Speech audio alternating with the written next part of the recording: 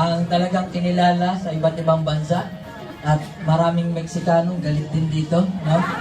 At recently ang ano ba yung pinatulog mo nakarang Kenyan? Ha? African. Huwag masyado kasi yung negosyo natin lumalaki sa Africa. Huwag masyado. Okay. So, ang bago nating WBO champion. Okay, Bernabe, on section! Good morning! Maraming salamat po sa inyo lahat. Maraming salamat sa M-Global. Simula po noong 2009, nagtitake na kami ng lahat ng product ng M-Global. Yung support po na ginawa sa amin, yung binigyan kami ng mga product, tapos dito sa M-Global, maraming salamat kay Kuya Jun sa aming mentor. Maraming salamat po.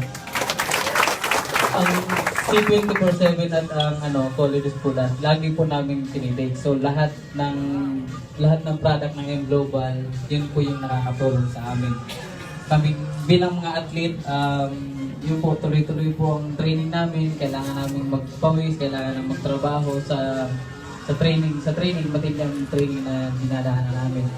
So ngayon, yun po yung nakakaluwag sa amin, yun ang nakakatulong sa amin mga product ng M-Global. Kaya maraming salamat sa M-Global. Sa inyo po, maraming salamat sa inyo. Sana po, walang trabaho na mabilis lang. Lahat ng trabaho pinaghihirapan, pinag-aaralan. So, sana kayo po, tuloy-tuloy kayo at maging porsigido kayo. Sana visualize nyo kung ano yung goal ninyo. Maraming salamat po. Guys, sa totoo lang, etong mga to, hirap na hirap sa training. Hindi ganun kadali ang training ng boxing. Tama ba? Hindi ganun kadali. Isipin mo, sa training pa lang, binubugbog ka na. Sa training pa lang, papatakbuhin ka kung saan sa bundok. Tama? So, hindi ganun kadali ang pinagdadaanan nila. Training pa lang. Tapos pag-akyat sa ring, hindi tumatagal ng 2-3 rounds. Alam mo yun? Yung kalaban na, hindi kayo. Okay? Pero yung tinasabi ko sa kanila, alam nyo yung training na nangyayari sa inyo, mabigat.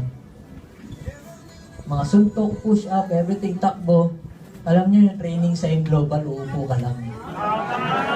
Yung training sa M-Global, uupo ka lang, makikinig ka lang, kailangan motivated ka lang, gusto mo alam mo kung saan ka pupunta.